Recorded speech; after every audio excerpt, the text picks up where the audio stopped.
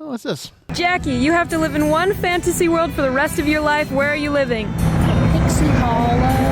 That's a pretty good one. Huh, I've never actually heard of that one before, but I mean, I guess. Okay. Shay, you have to live in one fantasy world for the rest of your life. Where are you living?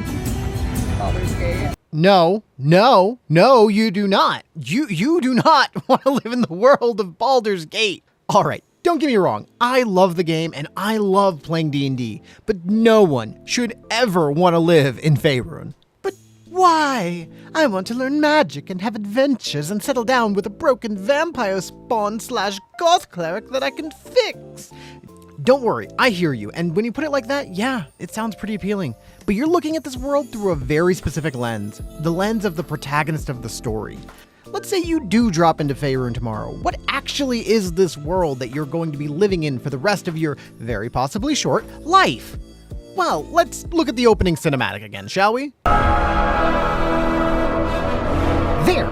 That Nautiloid, that is a literal tentacle alien ship that is just going to pick you up as you are getting your fantasy groceries. Then what are you going to do? Well, hope that you were lucky enough to be in the right place at the right time to not get killed or transformed into an illithid, while dragon-riding frog alien people attack the ship.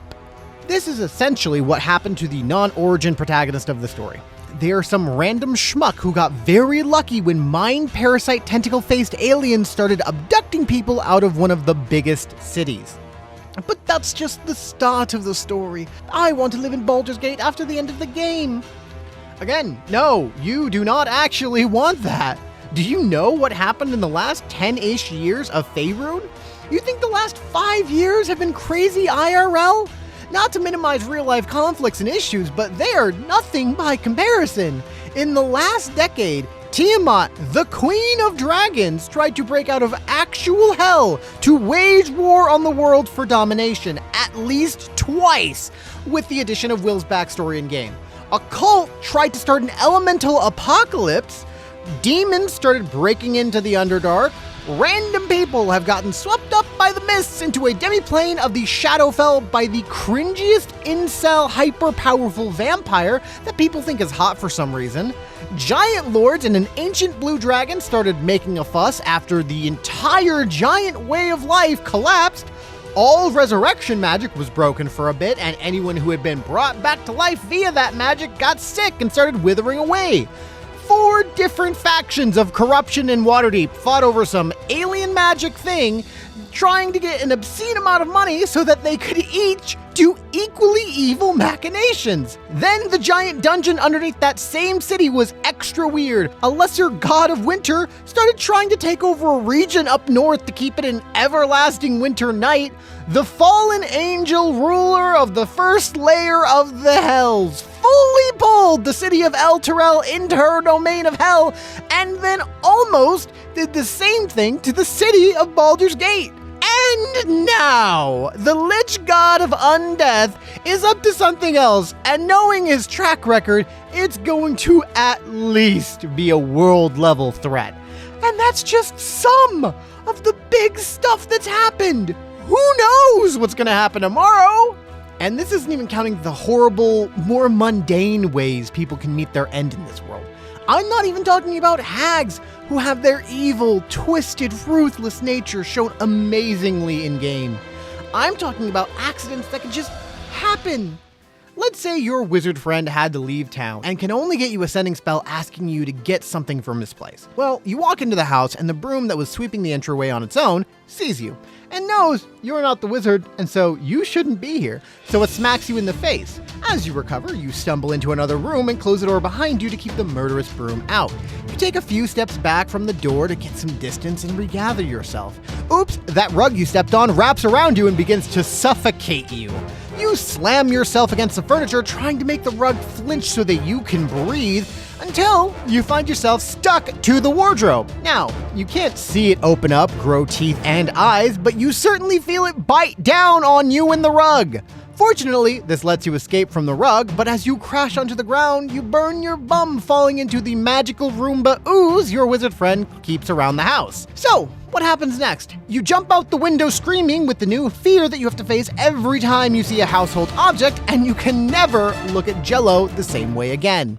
Now, I will admit, This is a bit of a convoluted scenario, but each one of those items or creatures is very real and not uncommon in Feyrune. And that's just some of the more mundane things you can encounter. Depending on where you live, some more exotic and even more deadly things are way more likely. But I can become an adventurer and level up. Can you? Can you really? Most player character classes require years of study, training, or practice. A magical influence that is either formed through establishing a bond or pact of some kind, or magic just influencing your very being somehow, or both. The main exception is barbarians, who, from the best I can tell, is made up of people who are just built differently and/or possibly incorrectly. But for the sake of argument, let's say you get isekai'd into Feyrune, spend a however long amount of time training and gain the skills equivalent to a player class level. Congratulations! You can now start your adventures. You have a maximum of 15 hit points, which is a bit unlikely if I'm being honest, but for the sake of argument, I'm leaving it here. This means that you could be killed by the average damage of 3 goblin attacks. Now, they could miss, and you could land all your attacks perfectly. Or you could get 1 hit in and then 2 of them could land max damage. But that's the point of an adventuring party. Honestly, you're right. That's the whole point of a party. A group of friends, or maybe even found family that will make up for your shortcomings, watch your back, and support you so that you will all grow stronger. Not just physically, but emotionally as well. What more could you ask for? Well, I mean, there is also the chance that you just all make each other worse as well. But I guess, regardless, who am I to say what someone really does or doesn't want? I can see why someone would be drawn to a fantasy world, and even one like Feyrune. I just want to point out some things that are truly terrifying about the world before you tell Truck-kun where to send you.